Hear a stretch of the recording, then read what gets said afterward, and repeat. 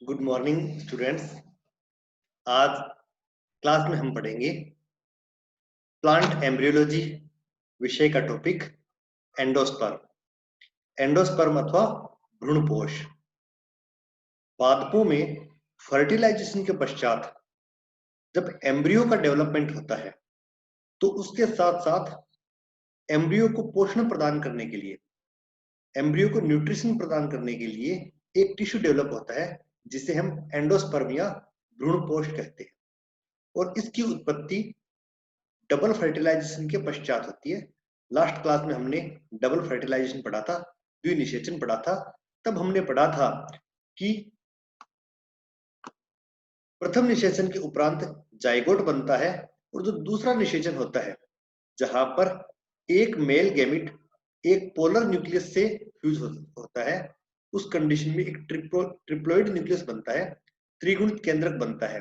और इसी त्रिगुणित केंद्रक से आगे चलकर एंडोस्पर्म का डेवलपमेंट होता है। अतः एंडोस्पर्म जो है एक प्रकार का ट्रिप्लोइड टिश्यू होता है जो कि डेवलपमेंट होने वाले एम्ब्रियो को पोषण प्रदान करने का काम करता है। तो आज का टॉपिक बहुत ही महत्वपूर्ण है जहां पर हम एंडोस्पर्म की कंप्लीट स्ट्रक्चर और उसके डेवलपमेंट को हम पढ़ेंगे। मैं दीपेंद्र सोलंकी आप सभी का आज की ऑनलाइन क्लासेस में स्वागत करता हूं। शुरू करते हैं हम आज का टॉपिक एंडोस्पर्म या भ्रूणपोष। एंडोस्पर्म जो है एक बहुत ही सामान्य न्यूट्रिटिव टिश्यू होता है। न्यूट्रिटिव टिश्यू का मतलब होता है पोषण प्रदान करने वाला ऊतक होता है जो कि एंजियोस्पर्म पादपों में डेवलपमेंट होने वाले एम्ब्रियो को पोषण प्रदान करने का काम करता है। जैसा कि हम बात कर रहे थे कि एंडोस्पर्म का नाम ही यही है, भ्रूणपोष, यानी भ्रूण को पोषण प्रदान करने वाला ऊतक। जिम्नोस्पर्म में भी एंडोस्पर्म बनते हैं, लेकिन जिम्नोस्पर्म में जो एंडोस्पर्म है वह फीमेल गेमेटोफाइट को रिप्रेजेंट करता है और इसीलिए ये जो है हैप्लॉइड नेचर के होते हैं।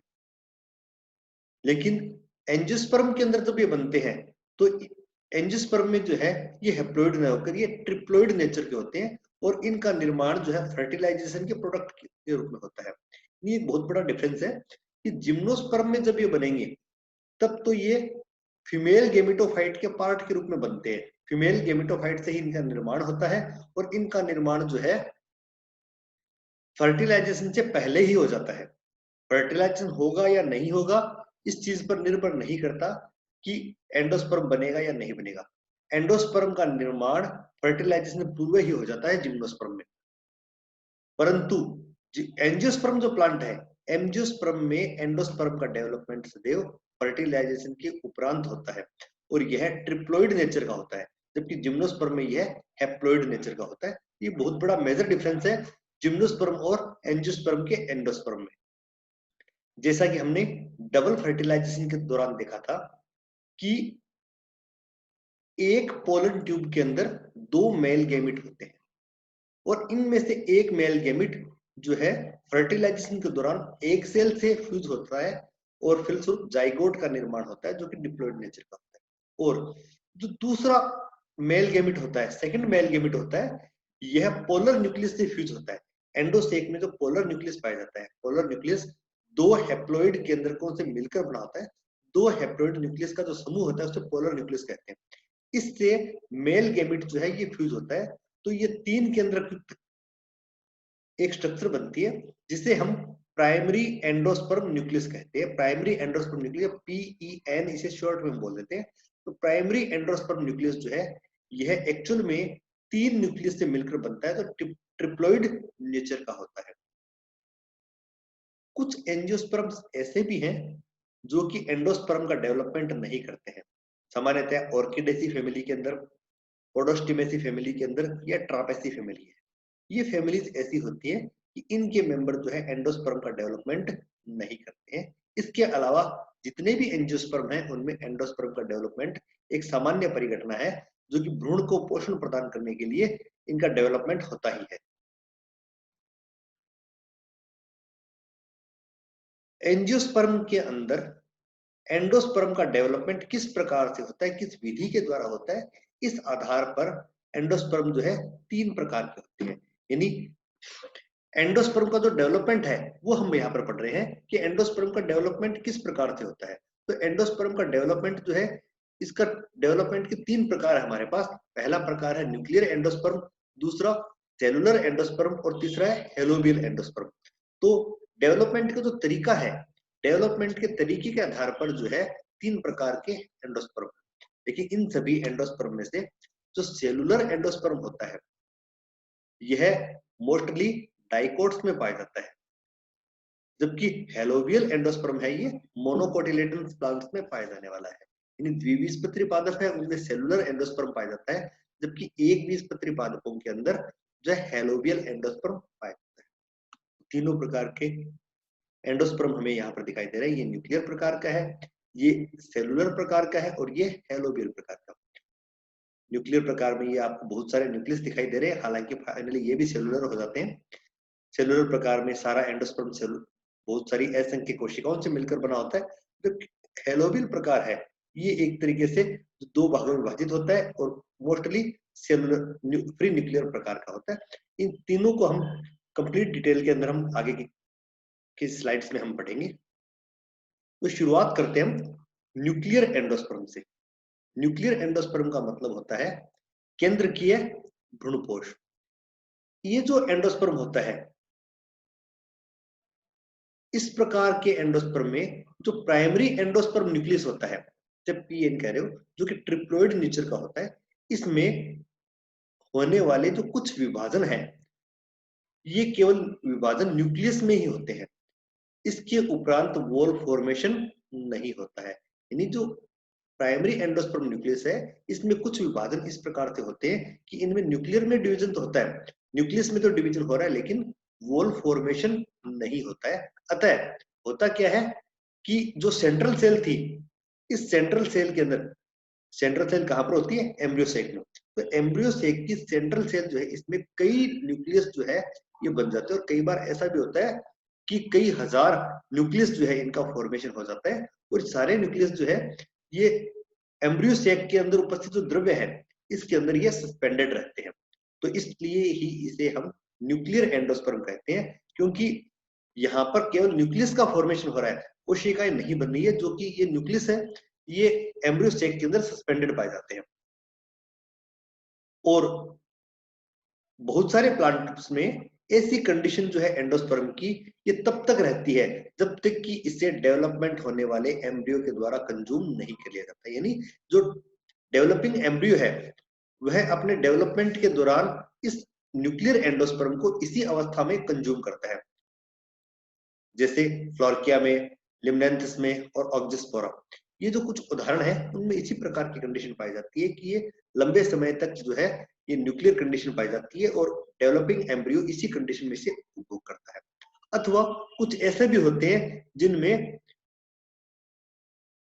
जो अंतिम प्रावस्थाएं जो है उस समय ये सेलुलर भी हो जाता है, यानी जो न्यूक्लियस बने हैं इनके बीच में भित्तियों का निर्माण होता है और फाइनली ये सेलुलर जो है एंडोस्पर्म के समान कन्वर्ट होता है। और जब इनमें वॉल फॉर्मेशन होता है तो अधिकांशतः इस प्रकार से होता है कि वॉल फॉर्मेशन जो है सेंट्रीपिटल प्रकार का होता है। सेंट्रीपिटल प्रकार का मतलब होता है कि वॉल फॉर्मेशन एम्ब्रियो सेक की परिधि से प्रारंभ होता है और फाइनली जो है अंत में केंद्रक में उपस्थित जो भाग है वहां पर वॉल फॉर्मेशन होता है। तो ये जो डिग्री ऑफ सेलुलराइजेशन है इसमें विभिन्नताएं बहुत देखने को मिलती है, प्लांट टू प्लांट इसमें वेरिएशन देखने को मिलता है। यहाँ पर हम इसका डेवलपमेंट को थोड़ा और अच्छे से देखते हैं कि आपको ये कोशिका दिखाई दे रही है। यहाँ पर ये प्राइमरी एंडोस्पर्म न्यूक्लियस कह रहे हैं, ये यहाँ पर जाइगोट था, ये प्राइमरी एंडोस्पर्म न्यूक्लियस है। तो शुरुआत यहाँ पर होती है कि प्राइमरी एंडोस्पर्म न्यूक्लियस है, इसमें फर्स्ट डिवीजन हुआ है, इसके बाद में फिर यहाँ पर न्यूक्लियर डिवीजन हुए, लेकिन यहाँ पर किसी प्रकार का वॉल फॉर्मेशन नहीं हुआ है और केंद्रक जो है ये सेल एम्ब्रियो सेक के अंदर सस्पेंडेड है। यहाँ पर ये इसमें और डिवीजन होते हैं, बहुत सारे न्यूक्लियस और बन जाते हैं। तो ये जो कंडीशन है, ये इस प्रकार का जो कंडीशन है उसे हम न्यूक्लियर एंडोस्पर्म कहते हैं कि पूरा जो एंडोस्पर्म है इसके अंदर जो असंख्य न्यूक्लियस जो है ये द्रव्य के अंदर उपस्थित पाए जाते हैं।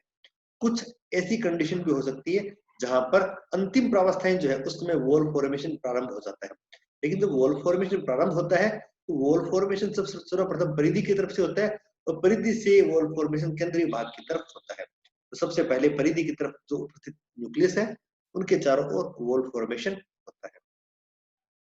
तो यहाँ पर हम देख सकते हैं कि प्राइमरी एंडोस्पर्म न्यूक्लियस डिवाइड होकर जो है बहुत सारे असंख्य केंद्रक बनाता है, लेकिन किसी प्रकार की सेल प्लेट का फॉर्मेशन या सेल वॉल का फॉर्मेशन नहीं होता है, और सारे जो है न्यूक्लियस ये सेंट्रल वैक्यूल में पाए जाते हैं।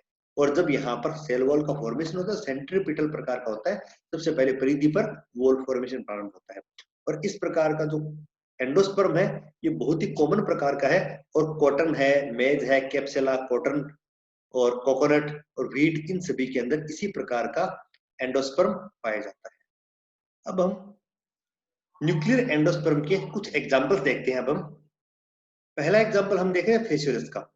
तो फेसियोलस होता है, यहां पर एंडोस्पर्म जो है कंप्लीटली सेलुलर बनता है, लेकिन जो सेलुलराइजेशन जो होता है फेसियोलस में वह केवल और केवल एम्ब्रियो के आसपास होता है। सामान्य कंडीशन क्या है? सामान्य कंडीशन तो ये है कि फाइनली जो सेलुलराइजेशन जो है पूरे के पूरे एम्ब्रियो सेक के अंदर कोशिकीय जाल बन जाता है, लेकिन फेसियोलस के अंदर केवल और केवल एम्ब्रियो के आसपास स्थित जो भाग है वहीं पर सेल्स का फॉर्मेशन होता है। ये फेसियोलस में पाई जाने वाली कंडीशन है। क्रोटोलेरिया में जो हम एग्जांपल देख रहे हैं क्रोटोलेरिया का ही है। क्रोटोलेरिया में क्या होता है, वॉल फॉर्मेशन जो है यह अपर रीजन में होता है, एम्ब्रियो सेक के केवल ऊपरी भाग की तरफ जो है वॉल फॉर्मेशन होता है, और जो चलाजल एंड होता है उसकी तरफ ये फ्री न्यूक्लियर कंडीशन में पाया जाता है, और सामान्यतया इसके आकार में वृद्धि होती है, यह लंबा हो जाता है और एक ओस्टोरियम या चुस्कांग के भांति काम करता है। तो ये कंडीशन आप दिखाई दे रही है कि एम्ब्रियो है, इस एम्ब्रियो के चारों ओर का भाग जो है ये सेलुलर एंडोस्पर्म में कन्वर्ट हो जाता है, क्योंकि जो फ्री न्यूक्लियर कंडीशन जो थी इसके अंदर बहुत सारी कोशिकाएं बन जाती है वॉल फॉर्मेशन होने से, और ये सेलुलर भाग में कन्वर्ट हो जाता है, और बाकी का जो भाग है वह फ्री न्यूक्लियर ही रह जाता है। यहाँ पर सेल्स का फॉर्मेशन नहीं होता, भित्तियों का निर्माण नहीं होता है, और इसका जो अंतिम सिरा है यह होस्टोरियम या चुस्कांग की भांति काम करता है, और अन्य भागों से ओव्यूल के अन्य भागों से पोषण प्राप्त करने का कार्य करता है। कुछ एग्जांपल्स हमारे पास और भी है यहाँ पर, जैसे लोमेशिया जो है यहाँ पर क्या होता है कि एक तो यहाँ पर आप देख सकते हो चलाइजल होस्टेरियम पाया जाता है, लेकिन इसके अलावा बहुत सारे ये छोटे छोटे जो आपको दिखाई दे रहे हैं बहुत सारे फिंगर शेप्ड प्रोजेक्शंस निकलते हैं। पूरा जो एंडोस्पर्म है इसमें बहुत सारे फिंगर शेप्ड प्रोजेक्शंस निकलते हैं, और ये जो फिंगर लाइक प्रोजेक्शन जो है ये एंडोस्पर्म के सरफेस एरिया को बढ़ाने का काम करते हैं। यहाँ पर आप देख रहे हो ये एम्ब्रियो है, एम्ब्रियो के चारों तरफ सेलुलर एंडोस्पर्म का फॉर्मेशन होता है, जो न्यूक्लियस होते हैं फ्री न्यूक्लियर उनके चारों तरफ वॉल फॉर्मेशन हो जाता है, और जो नीचे का भाग है ये फ्री न्यूक्लियर कंडीशन है जहां पर ये फिंगर लाइक प्रोजेक्शंस पाई जा रही है। ये पाई जाती है कंडीशन लोमेशिया में पाई जाती है। ग्रेविलिया रोबस्टा जो है इसके अंदर जो अंतिम चीरा है ये वर्मीफॉर्म अपेंडेजेस के समान दिखाई देता है। वर्मीफॉर्म का मतलब होता है कि कृमि रूपी यहाँ पर इसकी स्ट्रक्चर दिखाई देती है, जो कि चलाजल एंड पर हमें दिखाई देता है, और यह जो भाग है ये फ्री न्यूक्लियर भाग पाया जाता है, और ऊपर का भाग जो यहाँ पर सेलुलर होता है। तो ऐसी कंडीशंस जो है ये पाई जाती है विभिन्न प्लांट्स के अंदर, जो कि न्यूक्लियर एंडोस्पर्म के एग्जाम्पल होते हैं। अगला एंडोस्पर्म का प्रकार है जो कि सेलुलर प्रकार का एंडोस्पर्म है। सामान्यतः ये डाइकोट प्लांट्स में पाए जाने वाला प्रमुख एंडोस्पर्म का प्रकार है। जो सेलुलर एंडोस्पर्म है इसमें किसी भी प्रकार की फ्री न्यूक्लियर स्टेज नहीं पाई जाती है, यानी यहाँ पर शुरुआत से ही तो प्राइमरी एंडोस्पर्म न्यूक्लियस जब इसमें डिवीजन होते हैं तो बनने वाला जो न्यूक्लियस है उसके साथ साथ इनमें वॉल फॉर्मेशन भी होता है, यानी शुरुआत से ही एंडोस्पर्म न्यूक्लियस डिवाइड होकर कोशिकाओं का निर्माण करता है। और इस प्रकार के जो एंडोस्पर्म है उसमें होस्टोरिया की उपस्थिति जो बहुत ही सामान्य लक्षण है, और इसमें होस्टोरिया जो है न्यूक्लियर एंडोस्पर्म की तुलना में जो है अधिक वैरायटी में पाए जाते हैं। होस्टोरिया जो है माइक्रोपाइलर भी हो सकते हैं और होस्टोरिया चलाजल भी हो सकते हैं, और कई बार ऐसी कंडीशन भी हो सकती है कि एक ही प्लांट के अंदर दोनों प्रकार की कंडीशन आपको देखने को मिलती है कि माइक्रोपाइलर होस्टोरिया भी देखने को मिलेगा और चलाजल होस्टोरिया भी देखने को मिलेगा। माइक्रोपाइलर होस्टोरिया जो है स्पेशली इम्पेशियस रॉयली और हाइड्रोसिया ट्राइफ्लोरा इनके अंदर स्पष्ट रूप से देखने को मिलते हैं। अगर हम सेलुलर एंडोस्पर्म के डेवलपमेंट की बात करें तो यहां पर आप देख सकते हैं कि जो पोलर एंडोस्पर्म न्यूक्लियस है, इस पोलर न्यूक्लियर एंडोस्पर्म में जब डिवीजन होता है, फर्स्ट डिवीजन जो होता है, उसके उपरांत वॉल फॉर्मेशन इसके साथ साथ ही प्रारंभ हो जाता है। इसके उपरांत इसमें और डिवीजन होता है, तो बनने वाले केंद्र जो है इसके चारों तरफ वॉल का फॉर्मेशन होता है और कोशिकीय अवस्थाएं बनती है, और यहाँ पर फाइनली इसमें बहुत सारे विभाजन होने से बहुत सारी कोशिकाएं बन जाती है, और अंतिम प्रावस्था जो मेच्योर प्रावस्था है उसमें असंख्य कोशिकाएं जो है ये एंडोस्पर्म में पाई जाती है। सामान्यतः ये डाइकोट प्लांट का मुख्य लक्षण होता है, और इस प्रकार के एंडोस्पर्म जो है शुरुआत से ही सेलुलर होते हैं, जबकि न्यूक्लियर एंडोस्पर्म जो है ये शुरुआत में प्री न्यूक्लियर होते हैं, अंत में जाके सेलुलर होते हैं। इसके एग्जाम्पल है बाल्सम है, पिटूनिया है, बार्ले है, क्रासेस है, यूट्रिकुलेरिया है, कोकोनट है। ये सारे प्लांट्स ऐसे हैं जिनके अंदर सेलुलर एंडोस्पर्म का फॉर्मेशन होता है, और डाइकोट प्लांट का ये मुख्य प्रकार होता है। कुछ हम एग्जाम्पल देखने की कोशिश करते हैं। आयोडीना रोम्बिफ्लोरा, यहाँ पर जो एंडोस्पर्म बनता है इसमें क्या होता है कि प्राइमरी एंडोस्पर्म न्यूक्लियस में जो डिवीजन होता है इसमें ट्रांसवर्स पार्टीशनिंग पाई जाती है ऑफ द सेंट्रल सेल, यानी जो केंद्रीय कोशिका होती है उस केंद्रीय कोशिका के अंदर जो है ट्रांसवर्स पार्टीशन बनता है, जिससे दो कोशिकाओं का निर्माण होता है, दो चेंबर का निर्माण हो जाता है। कहने का सीधा सा तात्पर्य है जो एंडोस्पर्म जो है, एंडोस्पर्म के अंदर जो पहला डिवीजन हुआ था इस प्रकार से, ये कंडीशन यहाँ पर है कि इस प्राइमरी एंडोस्पर्म न्यूक्लियस जो है इसमें जब प्रथम विभाजन होता है, प्रथम विभाजन होने से दो कोशिकाएं बन जाती है, दो चेंबर बन जाते हैं। ऊपर वाला चेंबर माइक्रोपाइलर चेंबर कहलाता है और नीचे वाला चेंबर जो है चलाजल चेंबर कहलाता है। यही यहाँ पर हमने लिखा है कि जो इस प्रकार दो चेंबर बन जाते हैं, एक माइक्रोपाइलर चेंबर बनता है और दूसरा चलाजल चेंबर बनता है। अब होता क्या है, जो एंडोस्पर्म का जो डेवलपमेंट होता है वो माइक्रोपाइलर जो चेंबर है इसके अंदर तो प्रॉपर डेवलपमेंट होता है, प्रॉपर सेलुलर एंडोस्पर्म का फॉर्मेशन होता है। लेकिन जो चलाजल चेंबर होता है ये होस्टोरियम का निर्माण करता है, बहुत ही अग्रेसिव होस्टोरियम का निर्माण करता है, और इसके अंदर फर्दर न्यूक्लियस डिवीजन नहीं होते हैं, तो इसलिए यह यूनिन्यूक्लिएट कंडीशन होती है। और यहाँ पर इतनी अधिक ब्रांचेस बनती है कि यहाँ पर कोरोलेड रूट के समान जो रूट्स होती है उसके समान इसकी अपीयरेंस दिखाई देती है। तो यहाँ पर आप देख सकते हो ये एम्ब्रियो है, एम्ब्रियो के चारों ओर जो है यहाँ पर एंडोस्पर्म का डेवलपमेंट होता है, और ये एंडोस्पर्म जो अंतिम सिरे जो है बहुत सारी हॉस्टोरियल ब्रांचेस बनती है। तो ये कंडीशन पाई जाती है आयोडीना रोम्बिफोलिया में। इसके अलावा जो अकेंथेसिस फैमिली है उसके अंदर भी एंडोस्पर्म जो है एसिमेट्रिक होता है, और इसमें भी माइक्रोपाइलर और चलाजल होस्टोरिया जो है देखने को मिलते हैं। तीसरे प्रकार के जो एंडोस्पर्म है उसे हम हेलोबियल एंडोस्पर्म कहते हैं। हेलोबियम का मतलब ये होता है कि ये दोनों के बीच किसी कंडीशन है कि यहाँ पर प्राइमरी एंडोस्पर्म न्यूक्लियस जो है वह मूवमेंट करके चलाजल एंड पर चला जाता है। अभी तक के जो दोनों डेवलपमेंट पढ़े थे वहां पर यह प्राइमरी एंडोस्पर्म न्यूक्लियस जो है ये केंद्रीय भाग में मौजूद होता है, लेकिन हेलोबियल प्रकार में चलाजल एंड पर चला जाता है, और यहाँ पर यह डिवाइड होकर दो कोशिकाएं बनाता है। जो माइक्रोपाइल एंड की तरफ जो चैम्बर बनता है वह चैम्बर बहुत बड़ा होता है, जबकि चलाजल चैम्बर जो है बहुत ही छोटा होता है, यानी दो अनइक्वल डिवीजन होते हैं। माइक्रोपाइल साइड का चैम्बर बहुत बड़ा होता है और चलाजल एंड का चैम्बर जो है बहुत ही छोटा होता है। तो इस प्रकार दो एक अनइक्वल डिवीजन होता है। अब होता क्या है कि जो माइक्रोपाइलर चैम्बर है, जो माइक्रोपाइल की तरफ का चैम्बर है उसमें फ्री न्यूक्लियर डिवीजन होते हैं, न्यूक्लियर एंडोस्पर्म के समान ही यहाँ पर डिवीजन होते हैं। और जब न्यूक्लियर डिवीजन पूरे हो जाते हैं उसके बाद में उसमें सेल फॉर्मेशन प्रारंभ होता है, जो कि बहुत बाद में प्रारंभ होता है।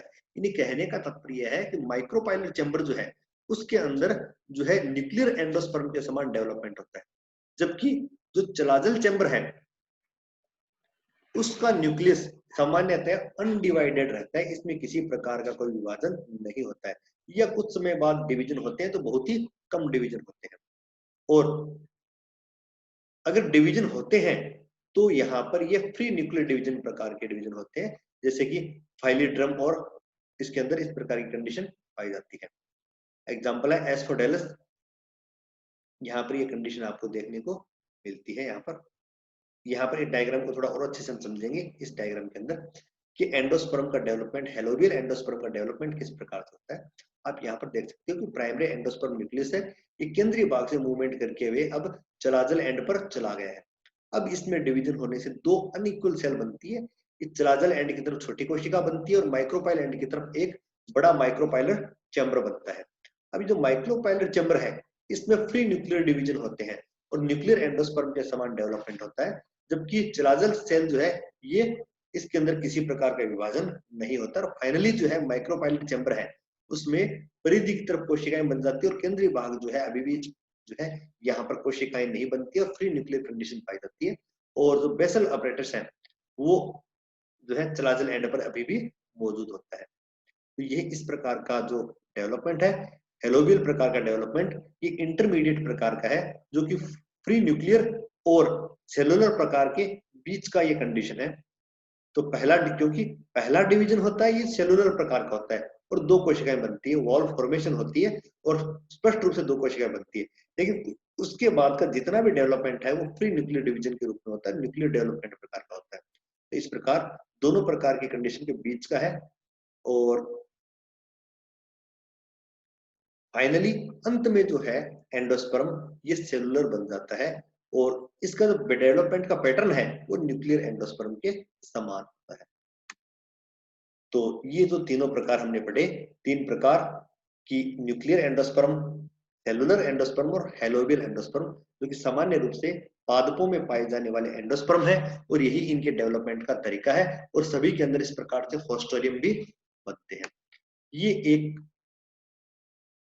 कॉर्न सीड का हमने डायग्राम लिया है जहां पर यह बताने का प्रयास किया गया है कि एंडोस्पर्म जो है बीज के अंदर कहां पर मौजूद होता है। तो यहाँ पर ये आपको सीड दिखाई दे रहा है, ये पूरा सीड के अंदर उपस्थित इसका एम्ब्रियो है जो काफी बड़ा हो चुका है। और यह एम्ब्रियो जो है सीड के अंदर जो है एक टिश्यू से घिरा होता है जिसे हम एंडोस्पर्म कहते हैं और यह एंडोस्पर्म जो है इस डेवलपिंग एम्ब्रियो को न्यूट्रिशन प्रोवाइड करने का काम करता है और इसके चारों तरफ जो है सीड कोट मौजूद होता है। तो आप यहाँ पर देख सकते हैं कि जो कॉर्न सीड होते हैं, कॉर्न कर्नेल होते हैं, उसके अंदर एंडोस्पर्म जो है काफी अधिक मात्रा में पाया जाता है और बीज के अंदर भी इसकी उपस्थिति ऑब्जर्व की जा सकती है। एक एंडोस्पर्म की वैरायटी और है जो कि सामान्य एंडोस्पर्म से अतिरिक्त कुछ विशिष्ट प्रकार के एंडोस्पर्म है जिसे हम र्यूमिनेट एंडोस्पर्म कहते हैं। बहुत बार यह सवाल पूछा जाता है कि र्यूमिनेट एंडोस्पर्म क्या होते हैं। तो र्यूमिनेट एंडोस्पर्म का मतलब होता है कि जब सीड बनते हैं तो उस सीड कोट की जो ग्रोथ होती है, इस सीड कोट की ग्रोथ की वजह से जो एंडोस्पर्म जो है इस प्रकार से डिसेक्टेड दिखाई देता है। एंडोस्पर्म इस प्रकार से डिसेक्टेड होता है। यहाँ पर आप देख सकते हैं इस प्रकार से एंडोस्पर्म जो है डिसेक्टेड है। क्यों डिसेक्टेड होता है? क्योंकि इसमें सीड कोट की ग्रोथ होती है और इसकी वजह से डिसेक्टेड हो जाता है। तो कुछ सर्टेन प्लांट्स जिसके अंदर मैच्योर सेलुलर एंडोस्पर्म जो है इसकी सरफेस जो है इस पर अत्यधिक जो है मात्रा में इरेगुलरिटी पाई जाती है, अनइवननेस पाई जाती है। इरेगुलरिटी मतलब असामान्यताएं पाई जाती है जो ऊपर से समतल नहीं होता है। इस प्रकार की अपीयरेंस जो है ये र्यूमिनेट अपीयरेंस कहलाती है और ऐसे एंडोस्पर्म जो है र्यूमिनेट एंडोस्पर्म्स कहलाते हैं। अंत में आते हैं हम एंडोस्पर्म के फंक्शन पर कि एंडोस्पर्म का क्या काम होता है। जैसा कि हमने शुरुआत में बात की थी कि एंडोस्पर्म एक प्रकार का न्यूट्रिटिव टिश्यू है जिसका डेवलपमेंट फर्टिलाइजेशन के उपरांत होता है और इसका कार्य डेवलपिंग एम्ब्रियो को पोषण प्रदान करना होता है। तो इसके अंदर बहुत सारे न्यूट्रिएंट्स और स्पेसिफिकली कार्बोहाइड्रेट जो है कार्बोहाइड्रेट इसमें पाए जाते हैं और इसमें जो संग्रहित रिजर्व फूड होता है ये डेवलपिंग एम्ब्रियो को ट्रांसफर होता है जिससे एम्ब्रियो की प्रॉपर ग्रोथ हो पाती है। और कई बार ये इतनी अधिक मात्रा में उपलब्ध होता है कि यह जर्मिनेटिंग जो सीडलिंग है, यानी जब सीड जो है इसका अंकुरण हो गया है, अंकुरण होने से सीडलिंग का फॉर्मेशन हो गया है, उसको भी यह पोषण प्रदान करने का काम करता है। तो एंडोस्पर्म जो है एक प्रकार से स्पष्ट या विशुद्ध रूप से एक पोषक पदार्थ होता है जो कि एम्ब्रियो को पोषण प्रदान करने का कार्य करता है। तो यहाँ पर हमारा आज का टॉपिक कंप्लीट होता है, एंडोस्पर्म, जिसे हमने बहुत डिटेल में पढ़ा है और इसके प्रकारों को पढ़ा है। Thank you very much. उम्मीद है आप ऑनलाइन क्लासेस में इसी प्रकार से जुड़े रहेंगे। बहुत बहुत धन्यवाद।